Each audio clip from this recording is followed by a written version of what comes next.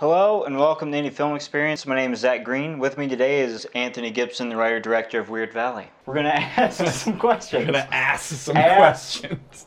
Ask. Okay, so the camera's over there, but I want to talk to this one. So we're in my bathroom because we shot... Just like to hang out in bathrooms. We like to hang out in bathrooms. How many movies have we shot in bathrooms? Three.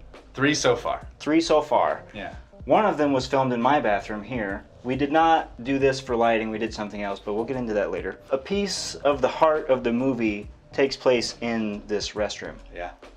So that's why we're in here. All right, so Anthony, question number one. What is your movie about? My film is about a young man in high school struggling with some body dysmorphia as he's confronted by his mother about something that happened with the family dog. Beautiful. Okay, so with that being said, why would you want to tell this story today?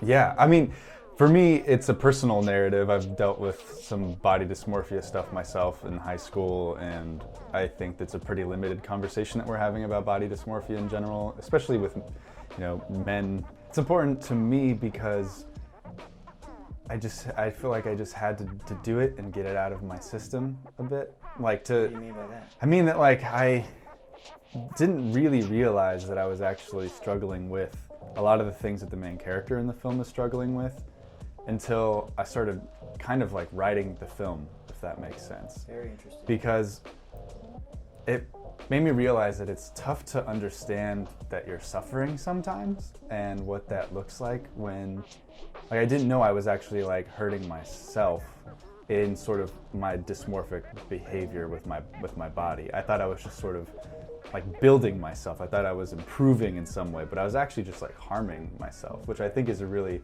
interesting mindset for people who have dysmorphia in some way, which is you think you're helping yourself, but you're actually not. And to sort of begin the writing process to realize that that's what I was going through was super weird. And I think that's where a lot of the imagery in the film itself comes from, is my own sort of journey with that, this sort of stuff. And then it just became about well, it's shameful behavior, so how do we externalize some of that? And what does it look like to force a character to really deal with his shame and make another person hyper aware of that? And how do you respond when you're inside of a box? And what does that do? I really wanted to share a specific way that I look at something, and this film was a way of doing that. This is a very specific way that I've looked at myself in the mirror, and I wanted to share that with other people. And now, I don't have so many dysmorphic tendencies anymore. It's nice to be able to speak from a place of it's behind me a little bit more, and because of that, I can turn around and look back and say I have something to share. But mirrors particularly, I don't know. I look at them more as objects that hang on walls than I do as things that reflect who I am. And I try to, at least, because if I get too invested in this is who I am, then I just become super mean to whoever that is. And it's something I know about myself. I just have to be be that is not who I am. And this mirror is sort of this film is sort of a process of what it was like when I was taking myself incredibly seriously in front of one. So I have a question for Zach now. Oh, here, take the camera. There you go. So how do you feel the lighting motivated our time in the bathroom, and what sort of choices were you making about the content that was happening in here? So as far as lighting in a bathroom in general, I want it to be naturalistic because to the mildly impoverished protagonist and his mom. So I kind of imagined they lived in a house where the light bulbs didn't match in the bathroom. So we had a slightly mixed color temperature where our key we set at 5600, and then we bounced a plus green LED, also set at daylight. So the shadows were filled with green. And what we did was, here, turn the camera over here. What we did was we took a Home Depot clamp light, and we just clamped it up here. And then we had some unbleached muslin, and we let it billow out as much as it would so that it would soften the light before it hit Matthew's face, which was roughly here. Essentially just like found the way that we wanted to light it based off of the location itself. So at I any think the time, one piece of direction I gave was I wanted to feel like he's in a tube of toothpaste. that was it. Yeah. That was it. But we decided we wanted minty. Yes, minty. Like minty toothpaste, not the blue kind. No blue. But we wanted like the spearmint. Yeah, spearminty. Spearminty. And I think we achieved that both through like the lighting on set and the color job that Dom did.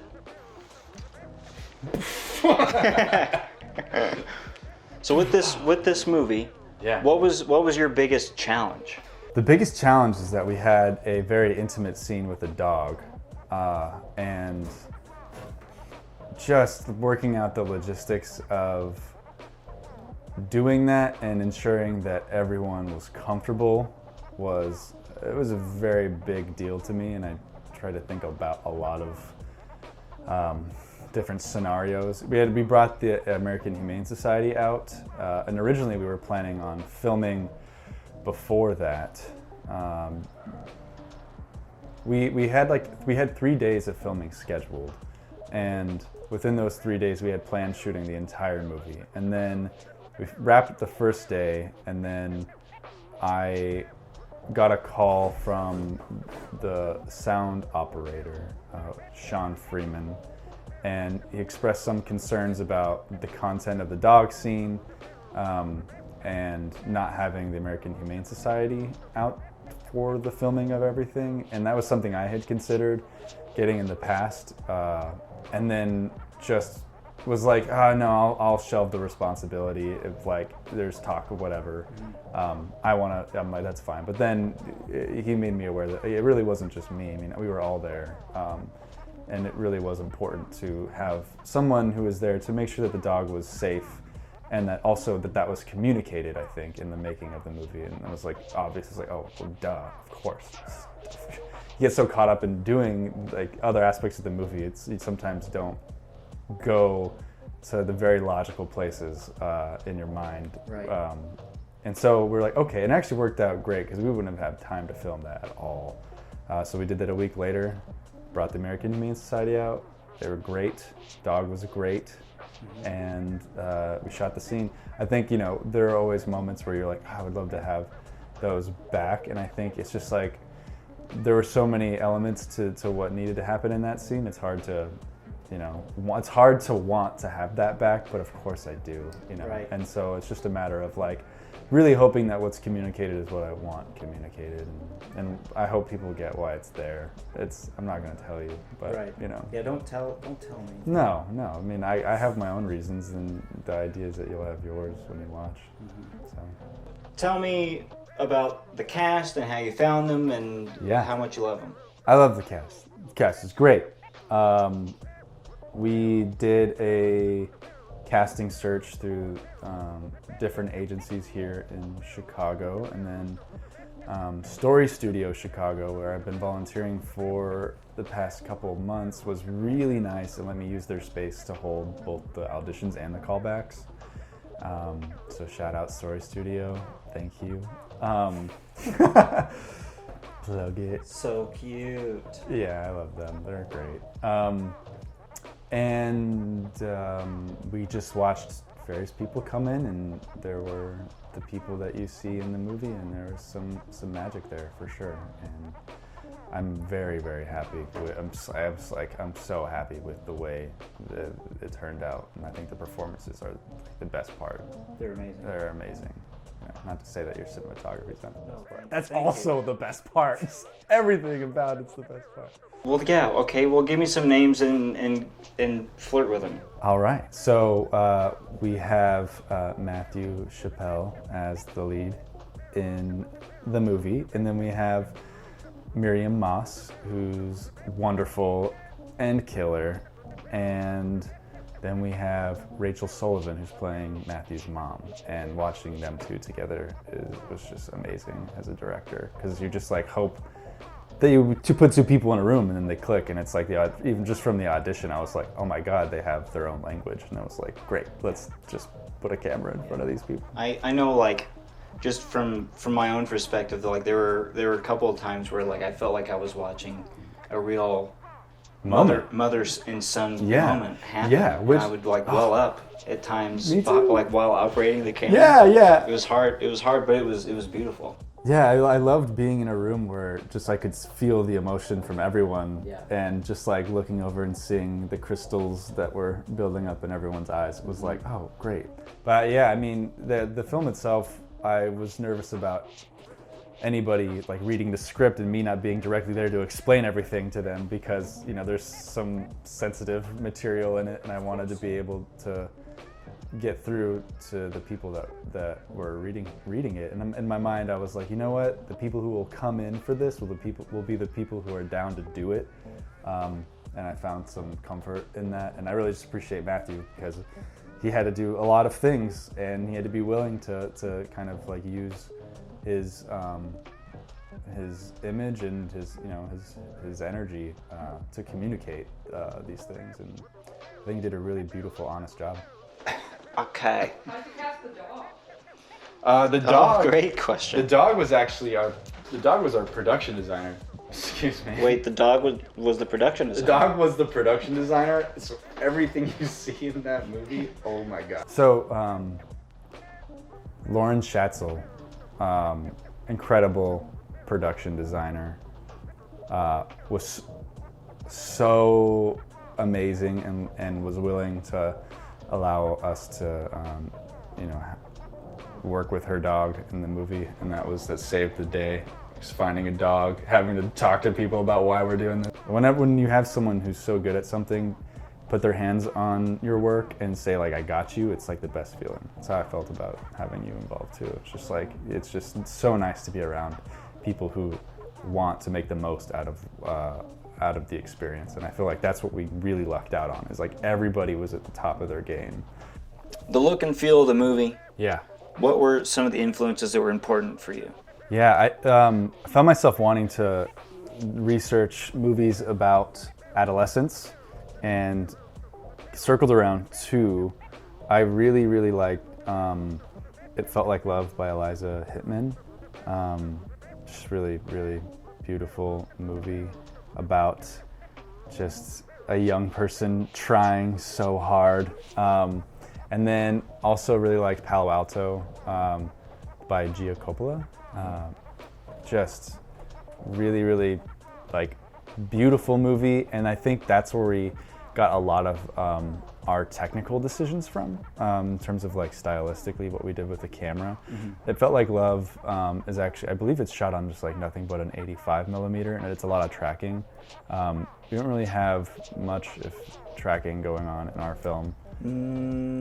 None. Yeah, and so it was like looking at some of the frames and the shots of Palo Alto, I was like, oh, we could do some of these. Like, it'd be fun to see what we could play with. Yeah, I would also say Shame by Steve McQueen was also another influence as well, just content-wise, and playing with some silence. I think I learned a lot from that movie.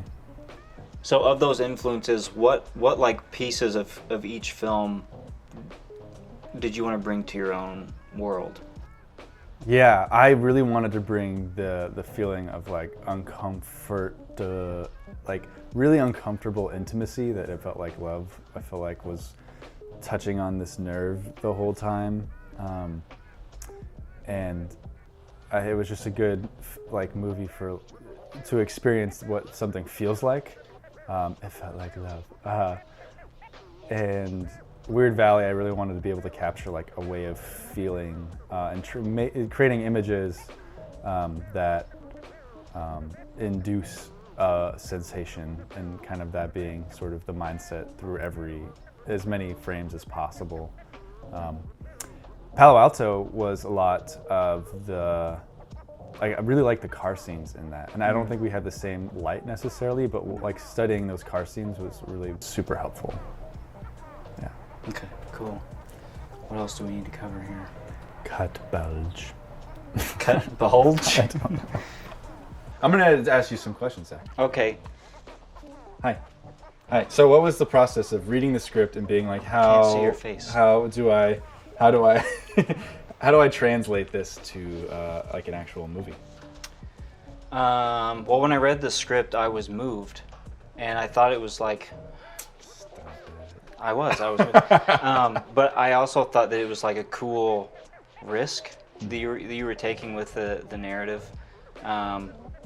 especially with like I don't know if I can keep this in, but the dog scene is risky, and I was like, I don't know how he's gonna pull that off, but like everything else, I'm like in love with, and I know how to do it. But it was intuitive, in that like I could see the world in my mind as I was reading. It was vulnerable. It was.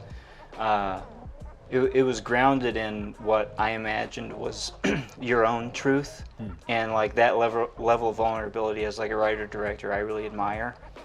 What were some of the lighting choices and why were you making those? Okay, essentially the location, and what I would do was I would go into whatever space that we're filming, given that we were able to go, and I would just like see what it looks like with the lights off, which is something that I learned from. Who's now like an awesome director, but I learned it from Ryan Booth, who used to be a DP, and like he's still involved with photos and whatever. Anyway, that was his process, and it made sense to me, him doing that, because I like motivating from reality. I love and have a lot of respect for where we're at. So like the bathroom, for instance, the bathroom lighting is ugly, so I wanted to make the bathroom not so pretty but yet cinematic. So like I kind of used that as motivation, but then thought of my own way how to make it look pleasing on someone's skin. That, and then like I love raising ambience from outside of the room if I can, and then basically just like using practicals for key lights and things like that, because it's real, and that's what this film lent itself to, is just being submerged in reality. As we're dealing with real shit that people deal with and that kids deal with. What was your experience like working with the camera and the lens set we were kind of working with? So we were very fortunate to be able to shoot with the Alexa Classic, rented to us by fantastic DP Dan France. Dan France! So we used his Alexa Classic, and we rented some Cook S4s from Doffenbach. Minis, yeah. Yeah, S4 minis, right? Yeah. Okay. And I stayed at the base ISO just to play it safe, and I made sure that like everything was like exposed. We had healthy shadows, but maintained a ratio to shift later on in color. Yeah, I'm really happy with the way that thing looked. Me too. Dom. So good. Dom Udell, gaffer, did an amazing job. John Cluse, the first AC, was pulling all kinds of focus. I was the car. With that, oh man. my gosh. Yeah. What was the driving, like why did you want to shoot on the Alexa for this film? Why not any other camera? Like why was that the tool you felt was like the one for this film? It's true. I really wanted to spoil myself. Okay. Really, That's honestly, fair. I watched many videos with other cameras, and I just wanted to. I really wanted to feel like I was making a movie, like a movie. I wanted to make a movie, and I hadn't worked with that camera yet, and I just had romanticized the idea, I think, too much to not do it. And I'm really glad we did. It took a lot of resources to get to that, and I think I could have made some better decisions there. Like, that camera just made it feel like a movie to me, and I really was willing to do anything to make it happen, I think. Is there anything else that you want to add before we say bye-bye? Mm-hmm. Okay, what do you want to say? Yeah. It was really important for me to capture a very specific dynamic between the mother and the son in this movie. I really view my own relationship with my mom as sort of my gateway into unconditional love and like what that whole world looks like. And so personally, the amount of gratitude I have for that relationship in my life is like, I could never have words to fully express like the breadth of that. But this movie was an attempt to sort of like inject a relationship into a movie that I felt like reflected the kinds of things that I want to see in the world and the kinds of acceptance that we can have with one another. And so it was really important for me to get that dynamic down, and just lucked out so hard with Matthew and Rachel because they killed that. They're so good. So it felt like I was in good hands the whole way through with Matthew and Rachel. And watching them do their thing and getting on the floor with them and, you know, getting into the moments was like, I think we all felt it. So Yeah, absolutely. All right. Close out. Boom. Whoa! Whoa!